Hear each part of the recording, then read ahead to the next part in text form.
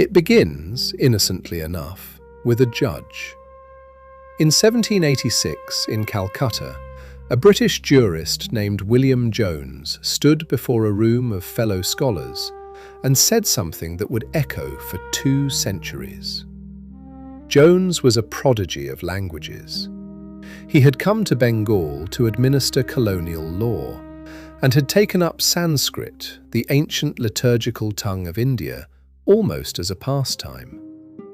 What he found unsettled him. Sanskrit was not merely beautiful, it was familiar.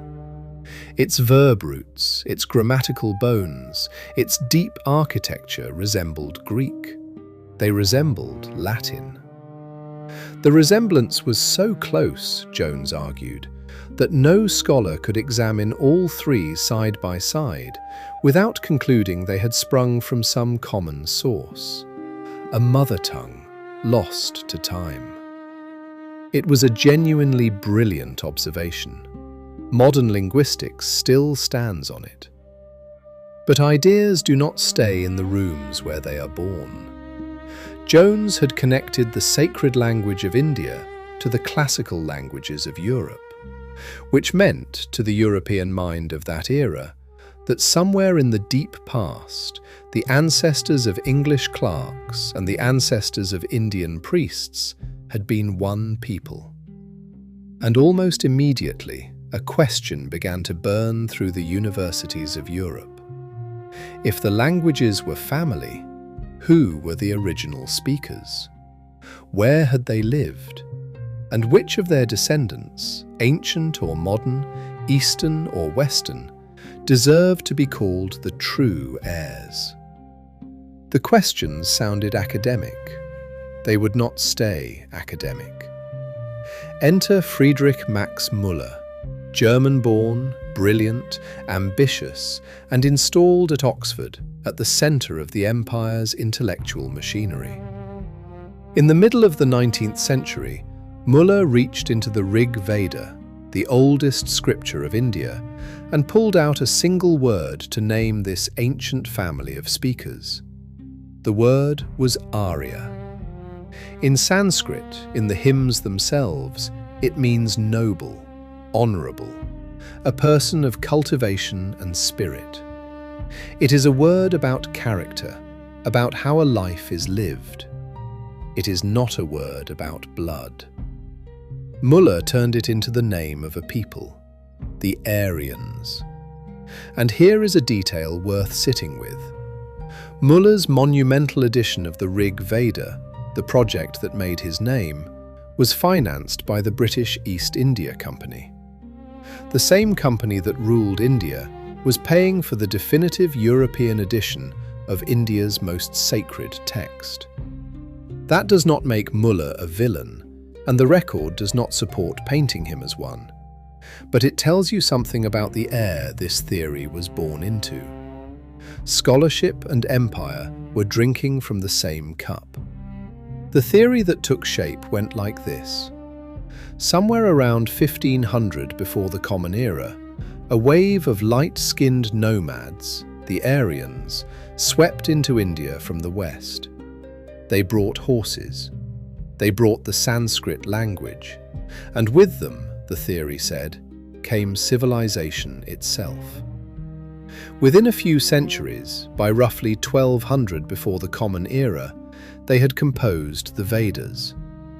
Everything that followed, the philosophy, the ritual, the gods, flowed from that arrival. India's deepest roots, in other words, were not Indian. Notice what's missing from that account. Evidence. Müller's dates were not measured from anything. There was no excavation behind them, no geology, no artifact pulled from the ground. The figure of 1500 before the Common Era rested on a chain of assumptions, including chronological frameworks inherited from scripture about how old the world could possibly be. The historian Edwin Bryant, who spent years documenting every side of this controversy for Oxford University Press, traces how those early dates hardened into textbook fact, not because anyone had proven them, but because no one with authority was interested in questioning them. And the theory was useful. That is the part that should slow you down. Look at who benefited. A colonial administration ruling hundreds of millions of people had just been handed a historical precedent for itself. If civilization had come to India once before, carried by vigorous invaders from the West, then Britain was not an intruder. Britain was a sequel. The new Aryans returning to finish what the old ones had started. The theory also split India neatly in two, an Aryan north and a Dravidian south, conqueror stock and conquered stock. A fracture line drawn through living communities by men with inkwells, and one whose aftershocks have not entirely stilled. The way I read this, the tragedy is not that one scholar got something wrong. It is that an entire apparatus, universities, publishers, colonial offices, found the error profitable, and so the error became the curriculum. What strikes me most is how little resistance it met. The people whose ancestors were being reassigned had no seat at the table. The theory travelled from lectern to gazette to schoolbook, and within a generation, children in India were reciting an origin story written for them in another hemisphere. To his credit, Muller saw at least part of what was happening. As the word Aryan migrated out of philology and into the bloodstream of European race thinking, he protested. Aryan, he insisted, named a family of languages, not a race, not a skull shape, not a bloodline. He spent his later years trying to recall a word that had already left the building. He died in 1900. He did not live to see where the word finally landed, first in the race science of the early 20th century, and then, 3 decades after his death, in the hands of a regime in Germany that turned a Sanskrit word meaning noble into the emblem of the least noble project in modern history. Here's what I find striking about all of it. The Aryan invasion theory was constructed entirely out of words. Comparative grammar, etymologies, verb roots. At no point in its first 100 years did the theory bend down and touch the actual earth of India. The riverbeds, the mounds, the buried brick. It was a story about a physical invasion of a physical land, written by men who never tested it against the land itself. That is not a small oversight. That is a structural feature. A theory that never touches the ground can never be contradicted by it. For a while. This wasn't the first time an empire wrote its subjects' past for them, and it would not be the last. The mechanism repeats across the centuries. Take the conquered people's own words, their own texts, their own pride, and reauthor them, gently, scientifically, until the conquest reads as destiny. You might think this is ancient history, but the argument over who the Aryans were, whether they came, when they came, what they carried, is being fought right now in textbook committees and genetics laboratories and government ministries with the same intensity it carried in Muller's lifetime. The costumes changed, the stakes did not. Pull back and you'll notice the deepest irony of all. A theory about noble invaders was itself an invasion, an occupation of the past, conducted with dictionaries instead of rifles. By the close of the 19th century, the theory stood complete. It had the weight of Oxford behind it, the reach of an empire beneath it, and the confidence of an age that believed Europe was the measure of all things. History doesn't teach us that the victors write history. It teaches us something colder. But a story built without ever touching the ground carries a peculiar kind of debt, and the ground, in time, collects. The word Arya still sits in the oldest hymns, meaning what it always meant, noble. And the people that word actually belonged to the farmers, the priests, the poets who first sang it beside a wide and vanished river, were never once asked where they came from. They had already answered in verse 3,000 years before anyone in Oxford thought to pose the question. There is a verse more than 3,000 years old, preserved in one of the oldest religious texts human beings still recite. It sits in the second book of the Rig Veda, the foundational scripture of India, and in the original Sanskrit it reads, Anbitame, Naditame, Devitame, Sarasvati. Best of mothers, best of rivers, best of goddesses, Sarasvati. It is a prayer, direct, intimate, almost childlike, addressed to a river. And here is the problem. Open any modern map of India. Trace every river from the Himalayas to the sea. The Ganges is there. The Indus is there. The Yamuna, the Sutlej, all there, all still flowing.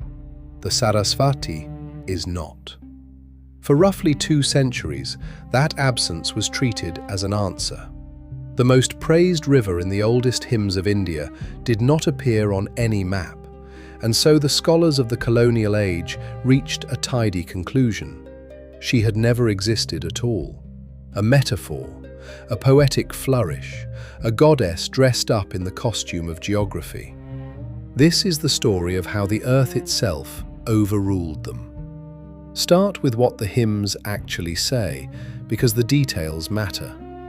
The Rig Veda does not mention the Sarasvati once or twice, in passing, the way a poet decorates a stanza. She appears on the order of 60 times, in every book of the Rig Veda, except one. The Ganges, the river that would later become the Sacred Heart of India, is named only in passing. The composers of these hymns were not Ganges people. Their world was anchored somewhere else, and they were specific about where. One hymn, a kind of roll call of rivers, lists the Sarasvati precisely, between the Yamuna to the east and the Sutlej to the west. Another describes her as mighty among the mighty, pure in her course, flowing from the mountains all the way to the Samudra, a Sanskrit word usually translated as the sea. Notice what the colonial dismissal had to assume. It had to assume that people who could name real rivers in real order, rivers we can still stand beside today, suddenly lapsed into pure fantasy for one entry on the list. A real Yamuna, a real Sutlej, and between them, a hallucination. That assumption held for a very long time. It held because the river was gone, and the desert that swallowed her does not give interviews. Then the 20th century put cameras in the sky.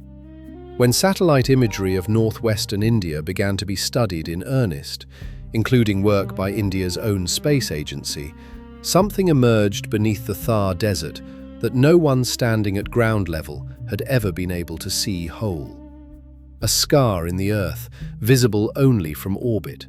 A vast, dried river course, a paleo-channel, running for hundreds of kilometers through what is now sand and scrub, along the seasonal stream known today as the Gaga Hakra. In places, the buried channel is miles wide, wider at points than the Ganges is today. Not a creek, not a seasonal trickle, the fossil of something enormous. A dead river is interesting. What archaeologists found along its banks is the part that changes the story. Because strung along that dried course, like beads on a thread, sit ruins. A dense concentration of settlements from the Harappan civilization, the great Bronze Age culture of the Indian subcontinent.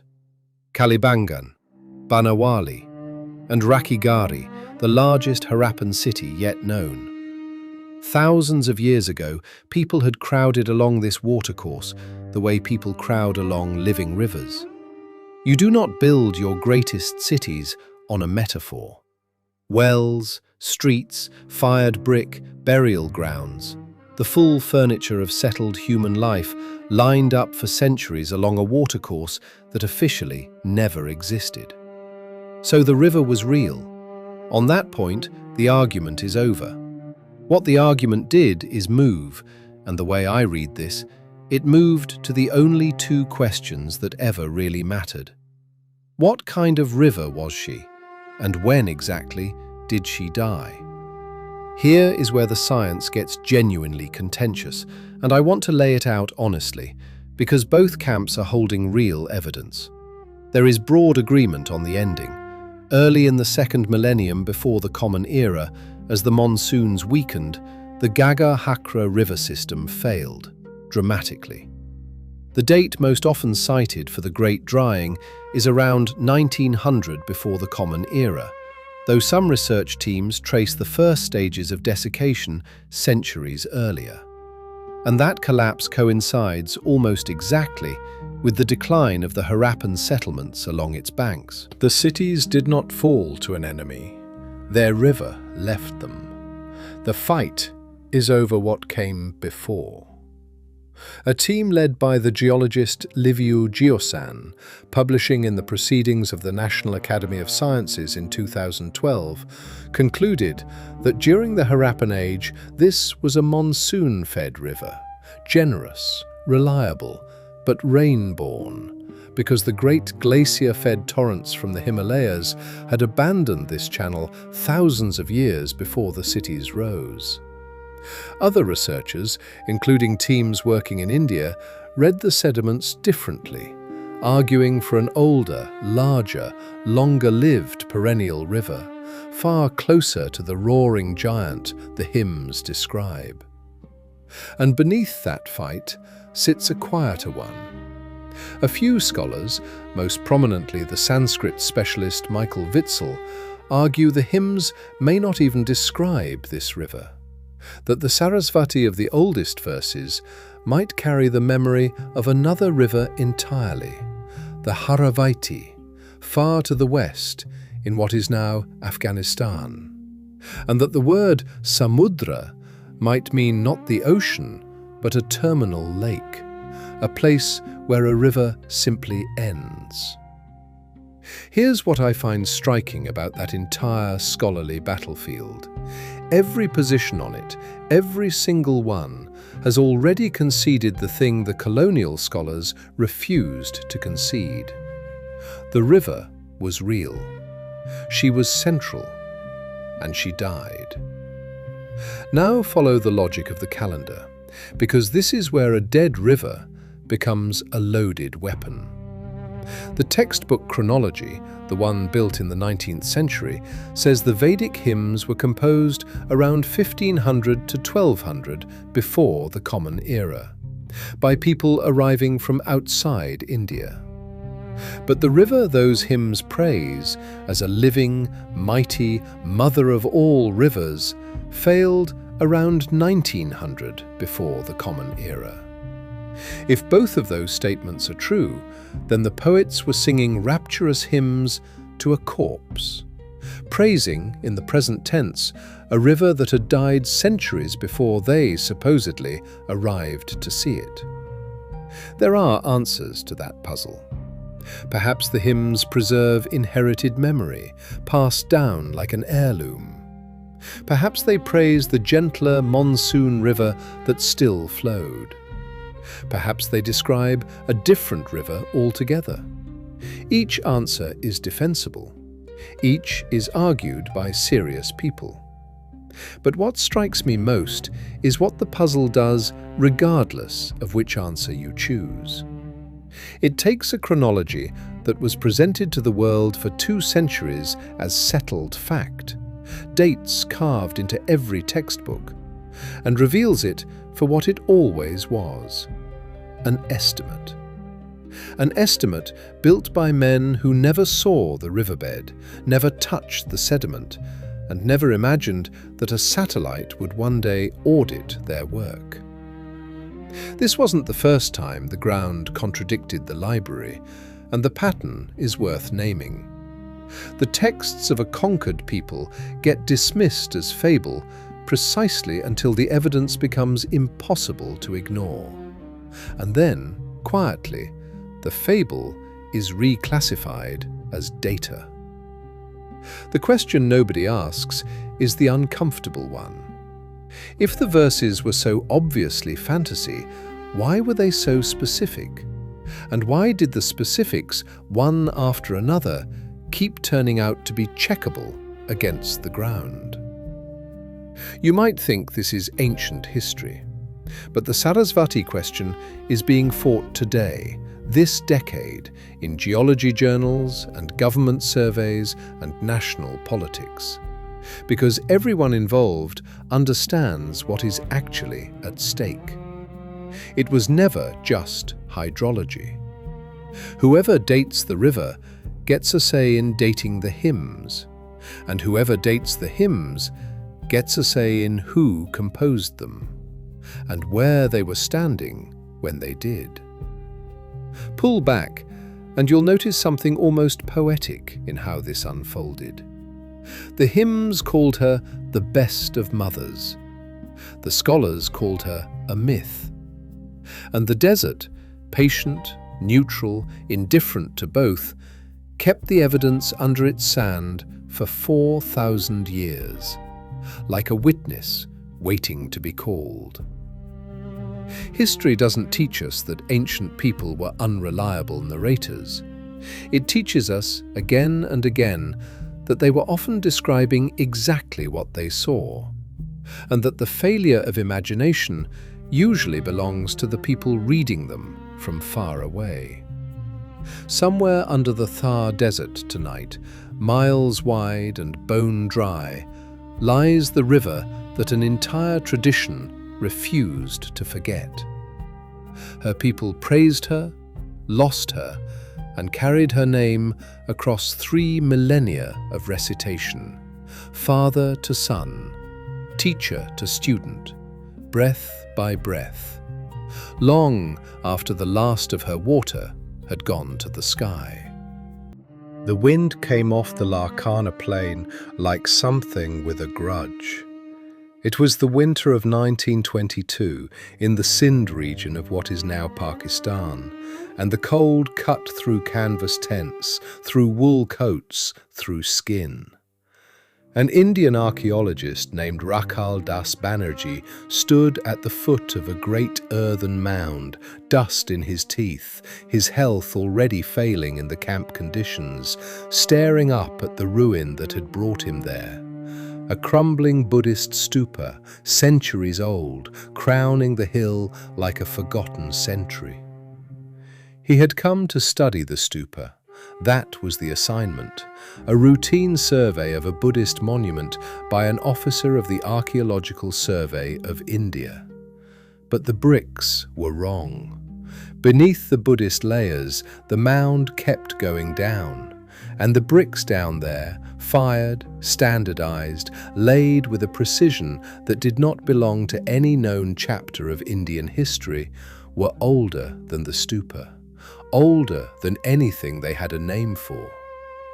Banerjee was standing on top of a city, and the city was not in any book. The place was called Mohenjo-daro, the Mound of the Dead.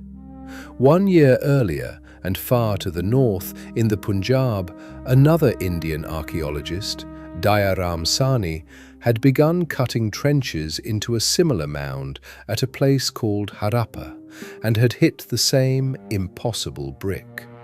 2 sites, 2 Indian excavators, the same vanished civilization surfacing at both ends of a river system.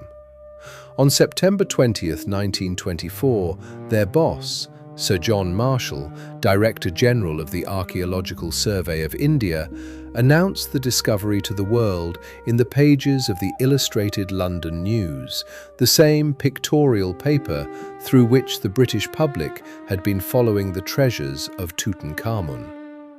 With one article, the known depth of Indian civilization roughly doubled. Before that morning, the scholarly consensus held that Indian history effectively began with the Vedic age. By the time readers set the paper down, India was suddenly home to one of the oldest urban civilizations on Earth. There is a bitter footnote, and it deserves saying out loud. Banerjee, the man freezing on that mound, submitted his excavation report to the survey. It was never published. Marshall released his own grand account in 1931, crediting Banerjee, in the introduction, with discovering the site's high antiquity. The Indian officer found the city.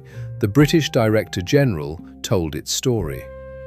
Even the discovery of the evidence against empire was processed through the machinery of empire. And what a city it was! What a civilization it was! The numbers, assembled over the following century, still read like an exaggeration. More than 1,000 identified sites, spread from northeast Afghanistan, across Pakistan, and deep into northwest India. Geographically, the most widespread of the world's 3 earliest civilizations, larger in reach than Egypt and Mesopotamia. A population estimated as high as 5 million people at its height, flourishing in its mature phase from roughly 2,600 to 1900 before the Common Era. Streets crossing at right angles, standardized fired brick from city to city, covered drains running beneath the streets, carrying waste away from private homes with bathing platforms, sanitation that much of the world would not see again for thousands of years. Notice what's missing from the inventory: armies. There are no grand monuments to conquest, no palace complexes of god-kings, no artwork glorifying warfare. Whatever held this civilization together for 7 centuries, it does not appear to have been a sword. And then there is the object. In the excavation season of 1928 to 1929, out of the soil of Mohenjo-daro came a small, steer-tight seal, about 3.5 centimeters across, small enough to rest on 2 fingertips. Carved into it, a horned figure, seated in what looks unmistakably like a meditative posture, surrounded by animals. An elephant, a rhinoceros, a water buffalo, a tiger. Marshall, in his 1931 publication, proposed that this was a proto-Shiva, an early form of the great Hindu god, lord of animals, seated in yogic stillness thousands of years before Shiva had a name. Other scholars have pushed back hard, and the debate is genuinely unresolved, because the civilization's script has never been deciphered. The figure cannot speak for itself, but hold the image. Because whoever that horned figure is, he was carved by people the colonial theory said were waiting for civilization to arrive. The theory needed a way out. In 1947, it got one, briefly. The archaeologist Mortimer Wheeler examined groups of unburied skeletons found in the ruins of Mohenjo-daro and read them as victims. Men, women and children cut down in a final massacre as Aryan invaders stormed the city. He pointed to the Vedic hymns, where the god Indra shatters the forts of his enemies, and wrote the most famous sentence in the entire controversy. On circumstantial evidence, Indra stands accused. Here's what I find striking about that moment. The theory had finally touched the ground, and the very first thing it did was arrange the evidence into the story it already believed. The accusation did not survive the evidence. In 1964, the archaeologist George Dales of the University of Pennsylvania published a devastating review with a title that gave away the verdict: The Mythical Massacre at Mohenjo-daro. The skeletons came from different periods and different contexts. There was no destruction layer, no burned city, no weapons in the streets, no last stand. The way I read this, 1964 is the year the invasion quietly lost its only crime scene, though the textbooks took decades to notice. This wasn't the first time a theory had dressed itself in whatever evidence lay nearest, and the pattern is worth remembering. When the story arrives before the proof tends to get recruited. Skeletons become victims, ruins become battlefields, and a god from somebody's hymn book gets indicted for murder. Modern archaeology now attributes the Harappan decline to climate change, failing rivers, and a slow unraveling of urban life over centuries. The cities were not murdered. They starved, dried, and dispersed, which left one final courtroom: the blood itself. At Rakhigarhi, the largest Harappan city yet known, researchers spent years trying to pull ancient DNA from the cemetery. A brutal task, because South Asian heat destroys genetic material. They sampled 61 skeletons. 60 gave them nothing. One, a woman buried around 4,500 years ago, kept her code. And after more than 100 sequencing attempts, it surfaced.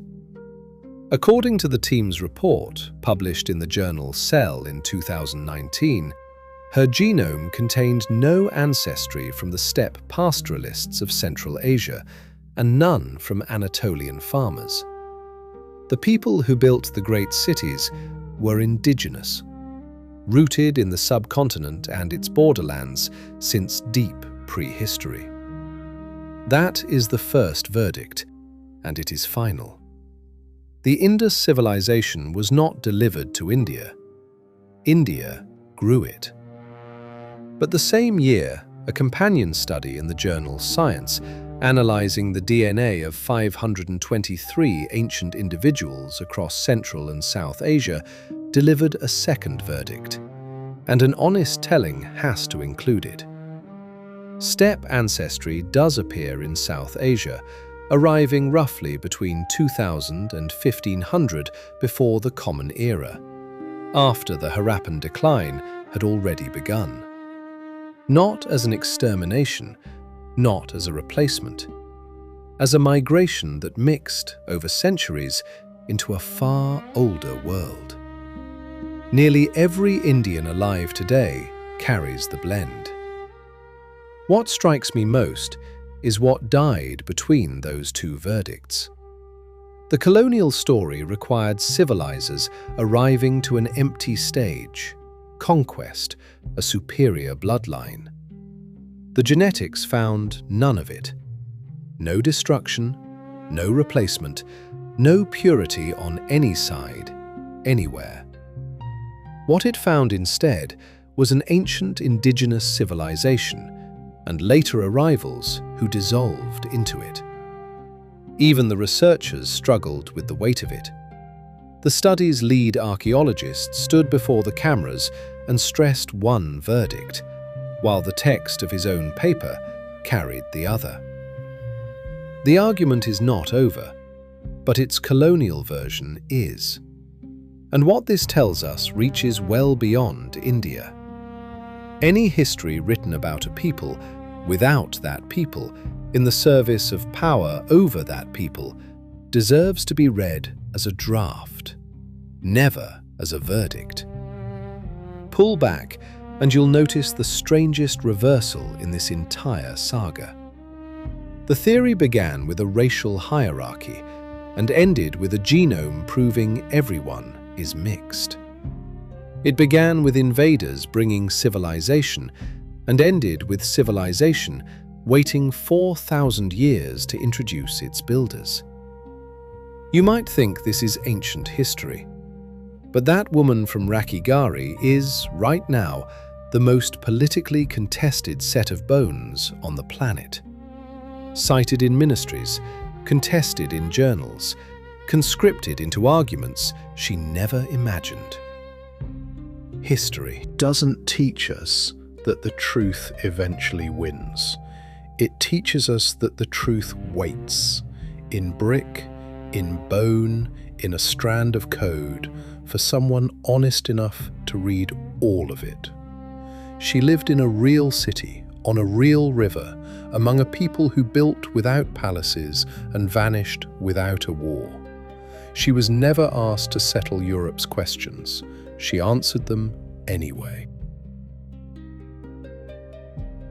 61 skeletons came out of the ground at Rakhigarhi, the largest city of the ancient Indus civilization. 60 of them gave the scientists nothing. The heat of the Indian plains had spent 4,500 years erasing them, molecule by molecule, and by the time the laboratories were finished, 59, then 60 samples had come back empty. One skeleton remained, a woman. What if she had stayed silent too? It is not an idle question. If the heat had taken her with the others, the longest argument in the history of history would still be running on words alone, theory against theory, text against text, with no witness in the room.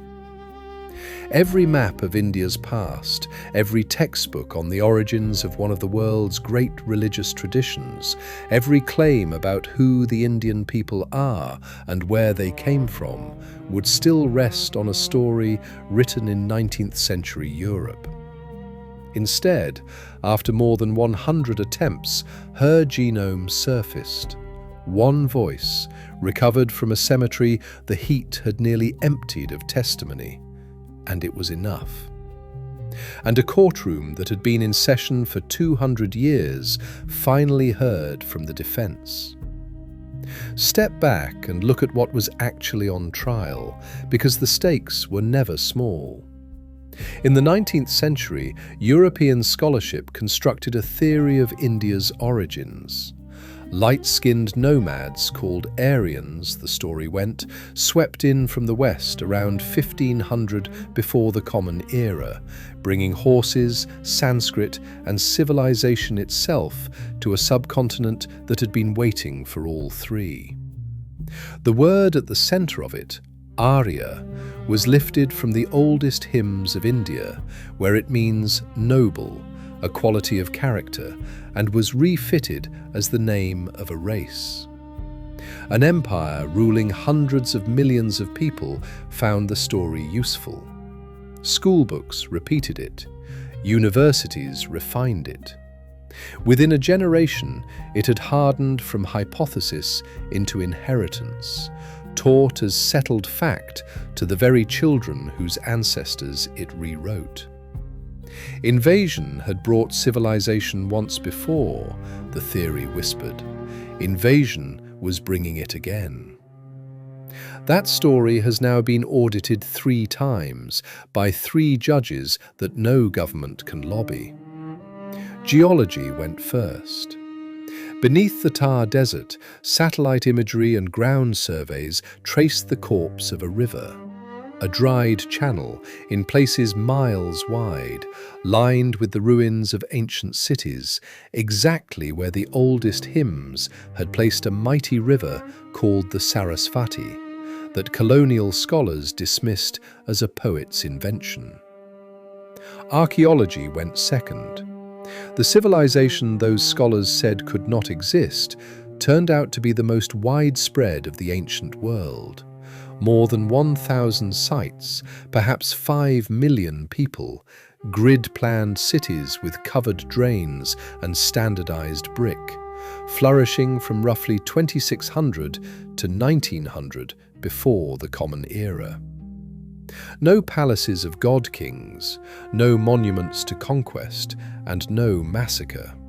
The famous skeletons of Mohenjo-daro, indicted in 1947 as victims of invading Aryans, were shown in 1964 to come from different periods entirely. The cities were not destroyed. Their rivers failed, their climate turned, and they dispersed over centuries. Then the blood ruled last. According to the genome published in the journal Cell in 2019, the woman from Rakhigarhi carried no ancestry from the steppe pastoralists of Central Asia. The people who built the cities were indigenous. India's first great civilization was homegrown, root, brick, and bone. Notice what that sequence did to the colonial theory. It did not merely correct a date or a detail, it inverted the shape of the story. Civilization was not delivered to India from outside, it rose from the ground up, on its own rivers, in its own hands. And when newcomers did arrive from the steppe, roughly between 2000 and 1500 before the Common Era, a companion study of 523 ancient individuals found that they came after the cities had already begun their decline, and that they dissolved into a far older world. They conquered nothing, they joined. Here's what I find striking about where the evidence finally landed. It refused to hand a clean victory to anyone. The colonial school lost its invasion, its racial hierarchy, and its claim that India's roots grew elsewhere. But the purist response, the insistence that nothing and no one ever arrived at all, runs into the same genome, because the steppe ancestry is real, and nearly every Indian alive today carries the mixture. The deepest finding of the entire scientific revolution is the absence of purity anywhere, on any side, in any direction. Everyone is mixed. Everyone has always been mixed. The way I read this, that is the most subversive sentence modern science has ever spoken to modern politics. What survived then? The unbroken thread the title of this series promised. It is real and it is specific. The Harappans did not vanish. They are among the principal ancestors of the people of South Asia today. A small steatite seal, carved in their cities 45 centuries ago, shows a horned figure seated in meditation, ringed by animals.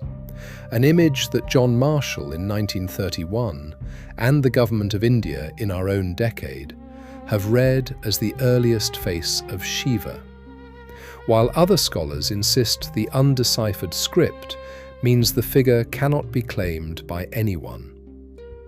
Both readings stand in the same museum light.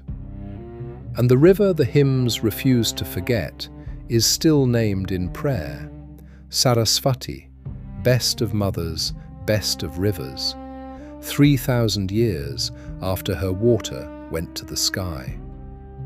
Continuity, it turns out, was never the same thing as purity. A tradition can absorb newcomers, new tongues, new gods, and remain unmistakably itself, the way a river absorbs its tributaries and keeps its name. But this story does not end in a museum, and an honest telling cannot pretend it does. In 2024, India's National Council for Educational Research, the body whose textbooks reach tens of millions of students, revised its senior history chapter on the Harappan civilization. The new text describes the Harappans as indigenous, casts doubt on Aryan migration, and cites the Rakhigarhi genome as its evidence. Within weeks, hundreds of historians and academics objected publicly, calling the revisions politically driven, and critics pointed out something uncomfortable. The textbook claims more than the genetic papers themselves claim, pressing a discovery that said no invasion, but yes migration, into service as proof that no one ever came at all. Sound familiar? It should. Look at the pattern, because it has now completed a full circle. A theory born from one era's politics, empire needing a precedent, is being rewritten under another era's politics, a nation needing an origin. The evidence sits in the middle, saying what it says, while each side quotes the half it prefers. What strikes me most is how little the woman at the center of it all is allowed to simply rest. Her genome was barely a year old before it was standing in classrooms and ministries, recruited into a war between the living, a witness summoned by both sides, agreeing fully with neither. What this tells us is the real lesson of 200 years, and it is not a comfortable one for anyone. The danger was never one particular story about the past. The danger is the arrangement, any arrangement, where the people writing the history answer to the people holding the power. That arrangement produced the Aryan invasion. It can produce its mirror image just as easily. Pull back, and you'll notice who actually settled things, every single time the argument moved forward. Not the loudest professor, not the strongest government. A riverbed, a brick, a strand of code in a woman's skeleton. The verdicts that held were the ones no institution could write for itself. History doesn't teach us that truth defeats power. It teaches us something more practical, that truth outlasts it, the way sediment outlasts the men who never thought to dig. One man did dig. His name was Rakhal Das Banerjee, an Indian officer of the Colonial Archaeological Survey, and in the freezing winter of 1922, he climbed a mound in Sindh to study a Buddhist ruin and found, beneath it, the city of Mohenjo-daro, the discovery that broke the old story open. He wrote his report, the first eyewitness account of the find of the century. The survey never published it. The pages were eventually returned to him with a letter, and the grand official account appeared the following year under his director's name, with Banerjee credited in the introduction. He died in 1930, before the world fully understood what he had found. He never saw the satellites, the sediment cores, the genome. He never knew that the civilization he touched first would outlive the empire that filed his work away, or that, a century later, 1 billion people would still be arguing over the city he found by accident on a cold morning while the wind came off the plain. The bricks he uncovered are still standing. The report he wrote is still unpublished. The candle burns low, the questions don't. Until we meet again, stay curious.